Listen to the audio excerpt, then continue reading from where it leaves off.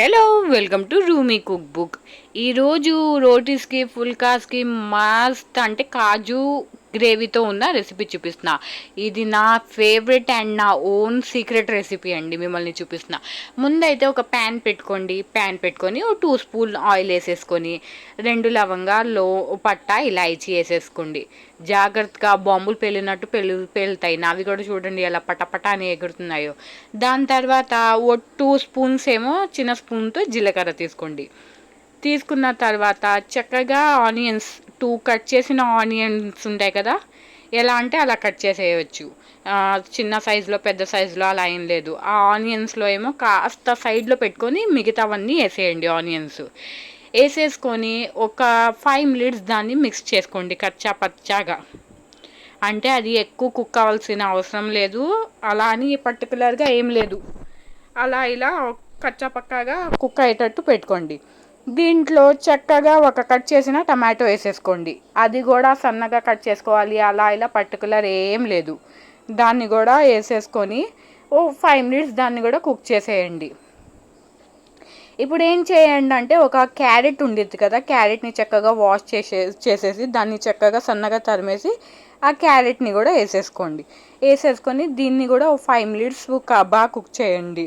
అంటే కొంచెం నీసు వాసన ఉండిద్ది కదా, ఆ వాసన వాటర్ అది రిలీజ్ అయ్యే వరకు ఒక 5 మినిట్స్ కచ్చా పక్కాగా టమాటో, ఆనియన్, క్యారెట్ బాగా కుక్ చేయండి. ఇప్పుడేమో ఒక 4 to 5 ఆల్మండ్స్ ఉంటాయి కదా, బాదం, అవి తెచ్చుకొని వేసేసుకోండి. దాని తర్వాత ఒక 2 స్పూన్స్ కాజు వేసేసుకొని దీన్ని చక్కగా మిక్స్ చేసేసి జార్ పట్టేయండి. తీసుకొని వెళ్ళి మిక్సీలో జార్ పెట్టేయండి. మళ్ళీ అదే ప్యాన్లో ఒక 2 స్పూన్ ఆయిల్ వేసేసుకొని ఇందాక పెట్టుకున్నాం కదా ఆనియన్స్, ఆ ఆనియన్స్ తీసుకొని వచ్చి వేసేసుకోండి. దీంట్లో ఆ ఆనియన్స్ వేసేసుకొని చక్కగా ఫ్రై చేసుకోండి.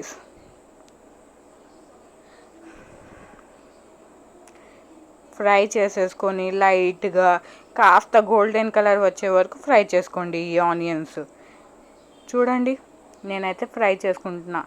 నేనైతే 100% చెప్తా అండి, ఒక్కసారి చేసి మీ ఈ రెసిపీ అయితే మీ రోటీలో పుల్కాలో పెట్టారనుకోండి, పక్కాగా తర్వాత నుంచి ఇదే కావాలి అంటారు. అప్పటి వరకు మీరు మా ఛానల్ని కూడా సబ్స్క్రైబ్ చేసుకొని మా ఛానల్ని ఇంకా లైక్ చేసి వీడియోస్ని ఇంకా కామెంట్స్ చేసి ఇంకా రెసిపీస్ కోసం కామెంట్స్ కూడా చేయండి. దాని తర్వాత ఒక్క స్పూన్ అల్లం వెల్లుల్లి పేస్ట్ ఉండేది కదా, అది కూడా వేసేసుకొని మిక్స్ చేసుకోండి. 5 మినిట్స్ కొంచెం గోల్డెన్ కలర్ వచ్చిన తర్వాత ఇది ఉంది కదా మిక్సీ పట్టినది గ్రైండ్ చేసుకుంది, అది తీసుకుని వచ్చి దీంట్లో వేసేయండి. వేసేసిన తర్వాత అదే జార్లో నేను ఒక 1/2 గ్లాస్ వాటర్ తీసుకొని బాగా మిక్స్ చేసేసి ఆ వాటర్ కూడా దీంట్లో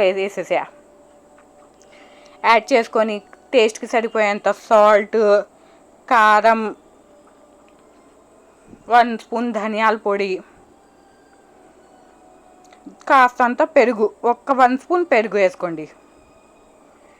గ్రేవీ థిక్గా ఉండిద్ది, అంటే కొంచెం గ్రేవీ అంటే పల్సగా వాటర్గా ఏమి ఉండదు. చక్కగా తింటూ ఉంటే ఇంకా తినాలి అన్నట్టు ఉండిద్ది.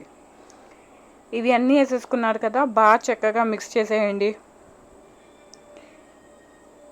కారం, ఉప్పు అంతా మెల్ట్ అయ్యే వరకు బాగా మిక్స్ చేసేసుకొని దీంట్లో ఏం చేయాలంటే, ఇప్పుడైతే నేను ఒక హాఫ్ కప్ కాజు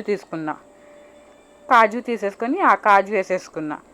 ఆ కాజు కూడా వేసేసి దాన్ని చక్కగా మొత్తం మిక్స్ చేసుకొని ఇంకా దీంట్లో వాటర్ యాడ్ చేసుకోండి. ఒక్కసారి టేస్ట్ చేయండి. టేస్ట్ చేసి సరిపోతే ఉప్పు కారం ఓకే, లేకపోతే యాడ్ చేసుకోండి. ఒక 1/2 గ్లాస్ వాటర్ వేసేసుకొని నేను 15 మినిట్స్ కుకింగ్కి పెట్టేసా సైడ్లో. చూడండి, 15 మినిట్స్ తర్వాత తీసాను, ఎంత చక్కగా కుక్ అయిపోయిందో. అంతే అండి, కాజు కర్రీ అయితే రెడీ అయిపోయింది. మీరు కూడా తొందరగా చేసి టేస్ట్ ఎలా ఉందో చెప్పండి. ఇంకా మా ఛానల్ని సబ్స్క్రైబ్ కూడా చేసుకోండి. బాయ్.